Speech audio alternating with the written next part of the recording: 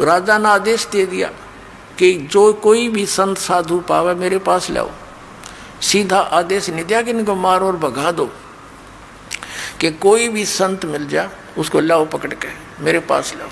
अब सैनिक घूमने लग गए, जहाँ भी कोई साधु संत मिले उनको राजा के पास लावे। राजा उनसे प्रश्न करे कि तुमने कभी भगवान मिला है, तुम्हें रब मिला है, अल्लाह मिला है, आपको मिला है तो मुझे मिलाओ।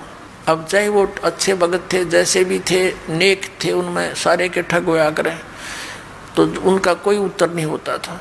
उनको उठा करके कैद में डाल दिया। एक संत ऐसे कोई समझदार सा था, उसको पकड़ जाए, उसने प्रश्न किया राजा ने कि मुझे दिखाओ भगवान तुमने मिला है तो। संत ने कहा जी एक दूध का गिलास मंगाओ। राजा ने सोचा ही पीता होगा, आदेश दे दिया नौकर को कि भाई मीठा करके गिलास दूध ला दे। अब दूध ला के उस ऋषि संत को दे दिया, साधु को। वो साधु दूध में उंगली दे रहे से देखे। अब राजा कहता जी पी लो, अपने पीना है तो, इसमें मीठा डाल रखा है, दूध है। उस संत ने कहा जी मैंने सुना है दूध में घी होता है, लेकिन आपके दूध में तो घी है ही नहीं, मैं पीऊँ क्या इसको। तब राजा बताने लगे, हंसा कि महात्मा जी आप जंगल में रहते हो, आपको पता नहीं दूध से घी कैसे बनता है बताऊं। इसको गर्म किया जाता है, फिर ठंडा सा करके, नवाया सा करके इसमें जामुन लगाया जाता है, फिर दही बनता है, दही बनकर फिर बिलोया जाता है, रिड़का जाता है, फिर ये घी निकलता है, समझे। तब उस संत ने कहा राजन इसी प्रकार जैसे दूध से घी निकालने की विधि है, ऐसे ही परमात्मा के पाने की विधि है, मैं बताऊंगा और आप करो। राजा कहने लगा घड़ी बात मत बना, चलो अंदर, तुम बकवास, ऐसी बातें मैंने बहुत सुन रखी है तेरे जैसे पाखंडी। वो भी जेल में डाल दिया और चक्की पीसने की ड्यूटी लगा दी। 360 संत कैद में डाल रखे थे। राजा लोग इन अपराधियों को आटा पीसने की ही सजा देते थे, क्योंकि घोड़े गाड़े रखा करते, सैनिक रखा करते, उनका आटा उनसे ही पिसवाते थे। अब परमात्मा आते हैं, क्योंकि वो भक्त भी तो उसी परमात्मा की आत्मा है जो भगवान के लिए घर छोड़कर जंगल में बैठे थे। भले ही वो शास्त्र विरुद्ध साधना कर रहे थे, लेकिन पूर्व जन्म के उसी के बच्चे थे। अब वो चक्की पीसे रोए, ये भगवान बता तेरे नाम पर निकले थे, आज मालिक तेरी भक्ति करते करते ये दुख हमारे ऊपर आए। तो कहते हैं पहुंचूंगा क्षण एक मैं अपने जन के काज। एक तीर से कई शिकार करते हैं भगवान। उधर से उस राजा को दलदल से निकालना था, उधर से उनकी भी बंद छुटवानी थी।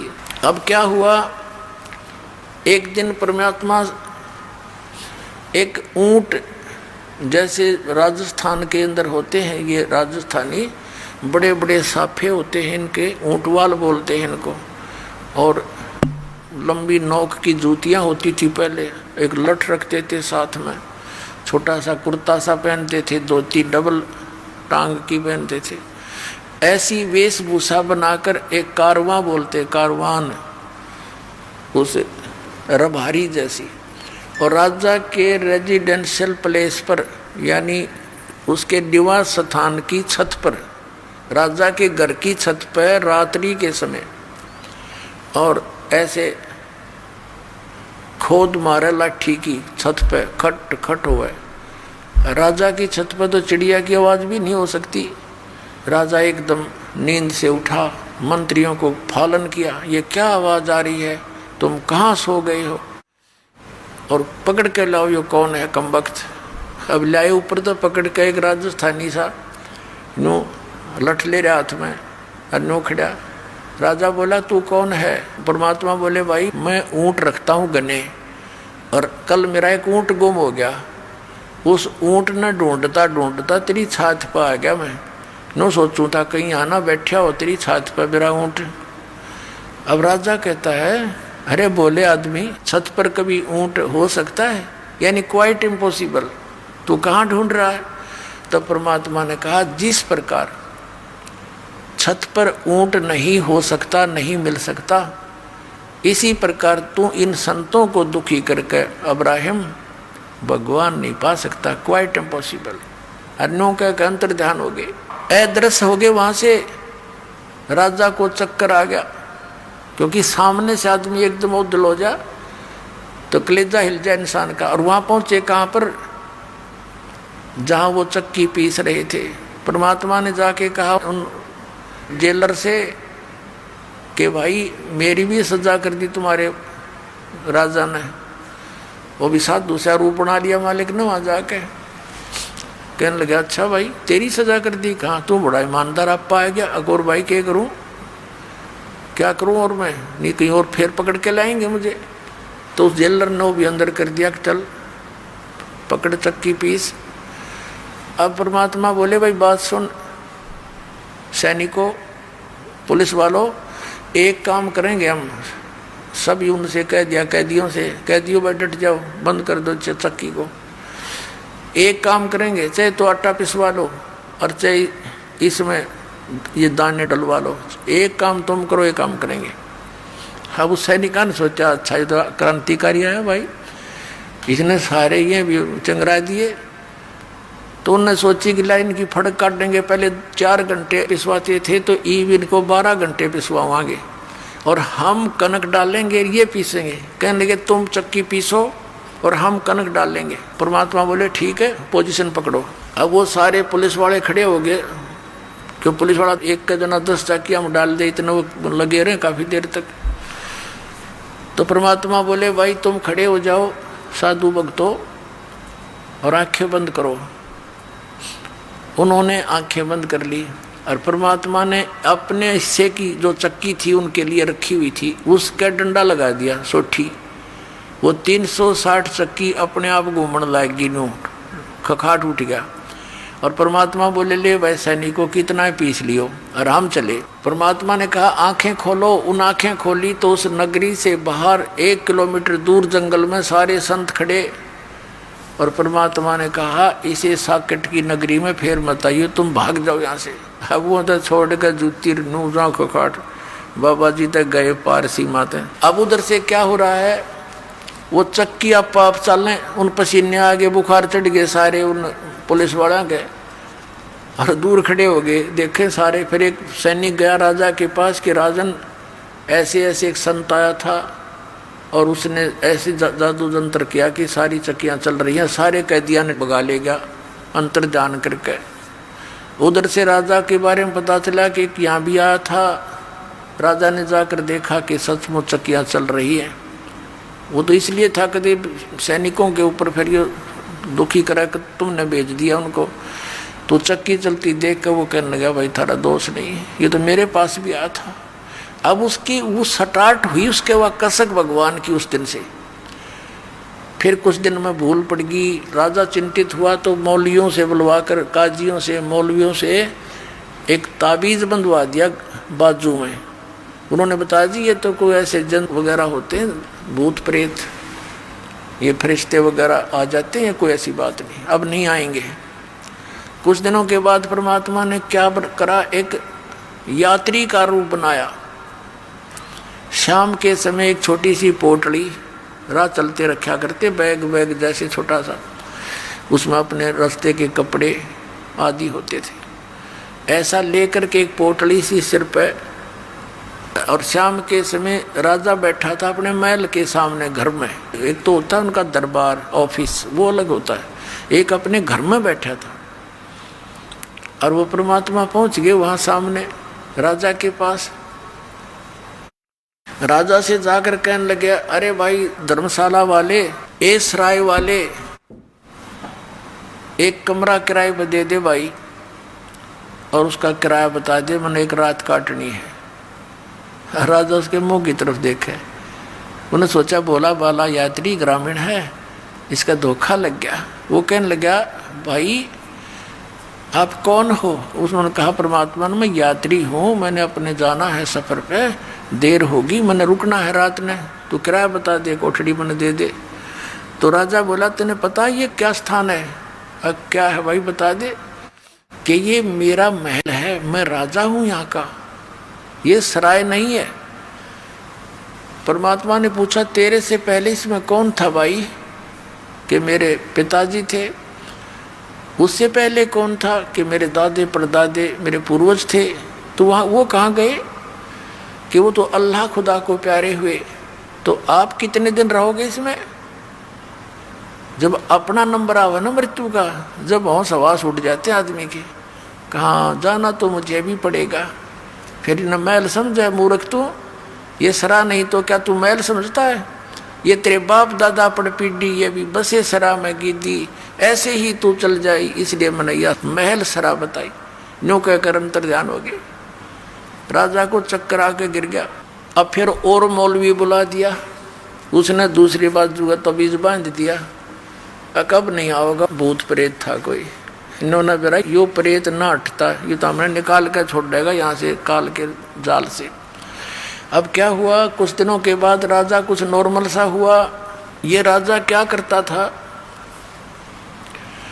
एक 9 लखा बाग होता जिसमें 9 लाख प्रकार के पौधे लगाए जाते हैं, मतलब उसमें अच्छा बढ़िया वातावरण बनाने के लिए।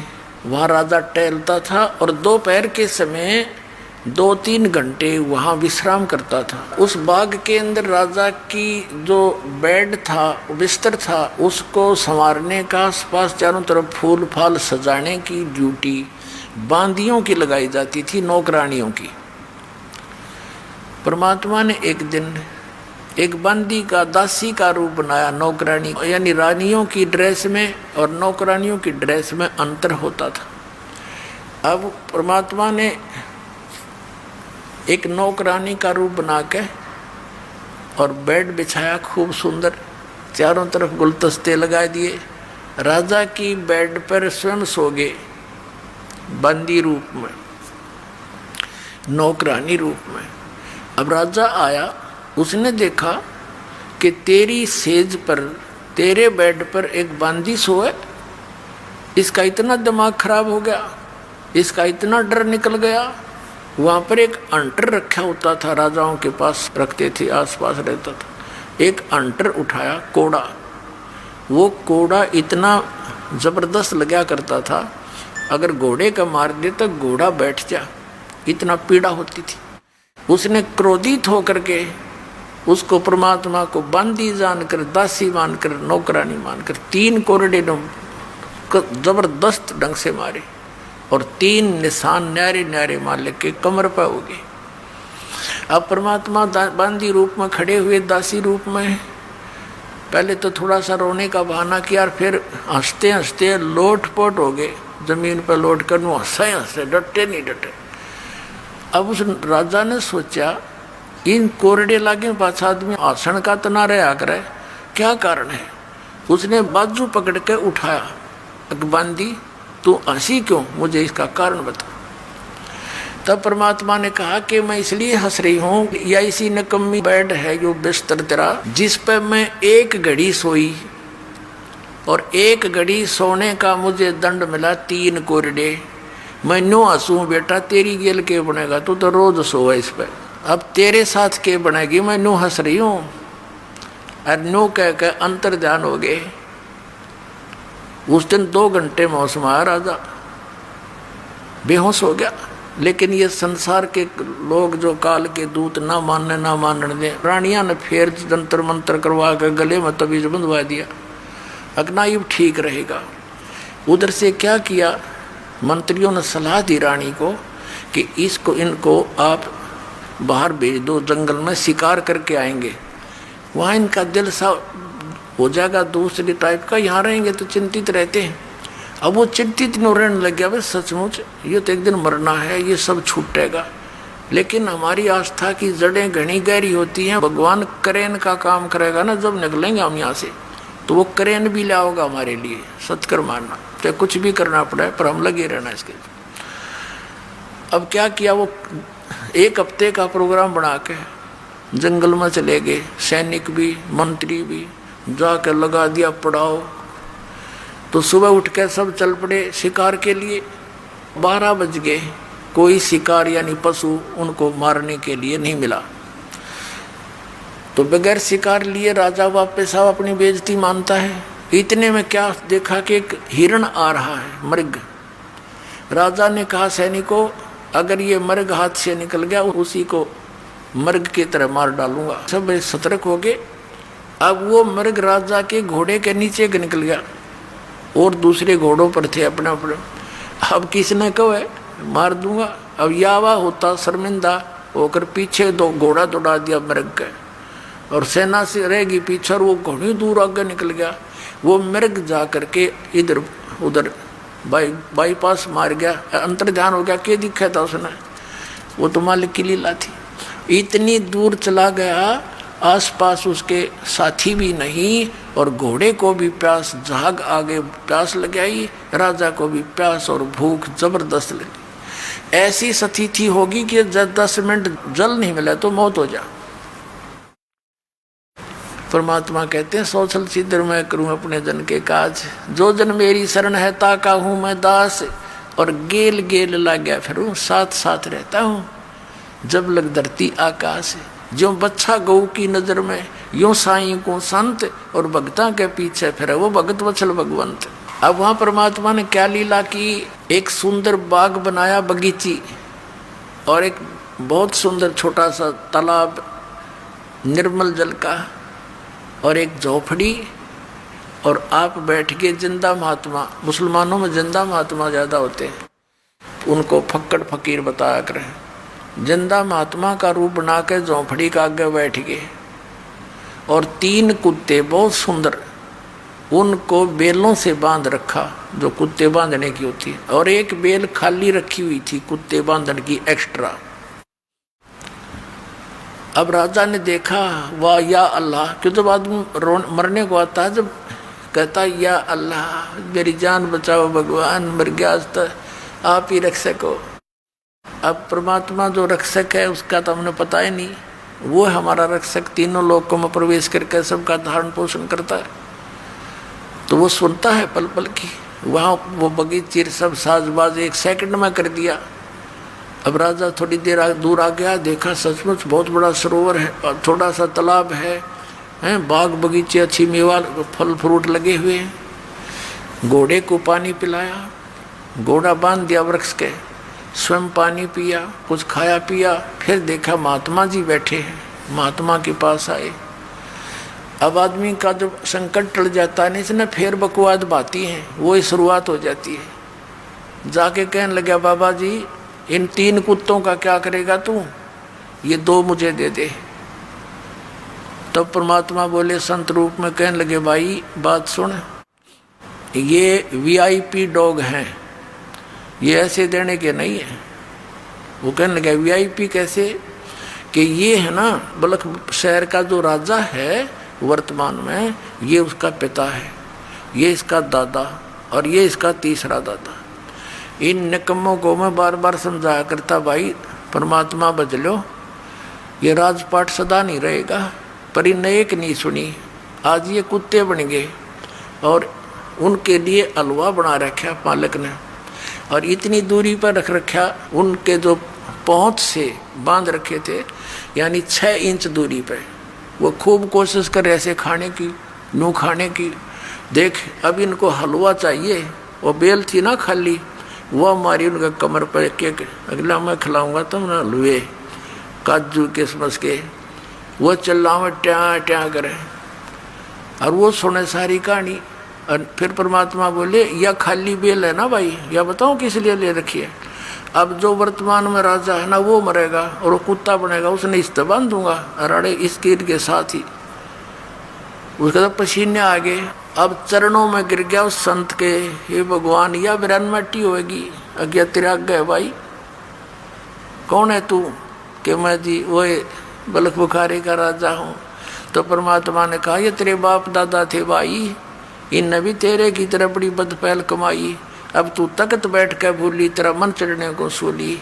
नालायक जो काम करने का था उतने शुरुआत भी नहीं की। इतना कहकर अंतर्ध्यान हो गए, राजा बेहोश हो गया, चेत हो गया। नरमात्मा बहुत होती है भगत की। काफ़ी देर के बाद वो होश में आया, क्या देखता है, ना वो कोई संत है, ना कोई कुत्ता है, ना बाग, ना बगीचा, ऐसे पड़ा कॉलर में। और घोड़ा देखा, घोड़े के पैर पानी में भीगे हुए हैं, पानी पी रखा अपना तृप्ति। अब वो समझ नहीं सका, और ये पता लग गया तो बहुत बुरी बनेगी भाई। उसी समय इतने मायूस हो गया, आके सैनिकों से बोला नहीं और ऐसे संकेत किया कि उठाओ सब सामान को, चलो मेरे साथ। वो सैनिक तो ट्रेंड होते हैं, 10 मिनट में बांध गए अपने बैग रो लिए, गिर घोड़े ले गए, वापस आ गए। रानियों ने पूछा मंत्रियों से क्या हो गया, अगदी पता नहीं, ऐसे ऐसे मृग के पीछे पीछे गए थे और पता नहीं वहाँ क्या हुआ इनको, और वापस आए तो किसी से नहीं बोलते। एक कमरे में जाकर बैठ के रानी चली गई, मंत्री चले गए, मुख्य रानियाँ होती हैं वो तो राजा साथ घुली मिली होती हैं, सब कुछ बोल देती हैं। कहने लगे जी आप तो औरतों से भी गए गुजरे, औरतें कहा करती हैं मुझे ये दिख गया, वहाँ खड़ी थी एक बाबा दिखा, वहाँ खड़ी थी एक भूत दिखा, आप तो उनसे भी गए गुजरे होगे, हिम्मत करो, आप तो क्षत्रिय हो। ये है उसमें लगी पंप मारने, उसका तो कलेजे में जख्म हो गया। अब वो सोचा ही न क्यों कर समझाऊं बता। इतने में एक कुत्ता आ गया, उस कुत्ते के सिर में कीड़े पड़े हुए थे, जख्म था, उसमें जीव चल रहे थे। वो आकर कहने लगा अब्राहिम अब्राहिम देख ले, मैं उस नगर का राजा था, मैंने जितने भी शिकार खेल लिया और जुल्म किए, ये देख अपने कर्म का भोग रहा हूँ। अब जान बचाई जा तो बचा ले भाई, न्यों कह करो भाग्य खेदे ही। अब राजा कहने लगा देख लिया तुमने, तुम्हारे सामने, अब तो आगे पीछे हो तो चलो, तुम ना मानो थे। और कहा निकल जाओ इस कमरे से बाहर। सबको बाहर कर दिया, कुंडी ला ली। रात्रि के समय घर के पीछे से कमंद डालकर, रस्सा डालकर, सब वस्त्र निकाल कर और एक साल की जो है ना चद्दर सी बांध के ऐसे गले में एक का लपेटा करें साधु संत ऐसे, और निकल गया घर से। रात ने 20 किलोमीटर खींच दी रातों रात, घर के उठे इतने।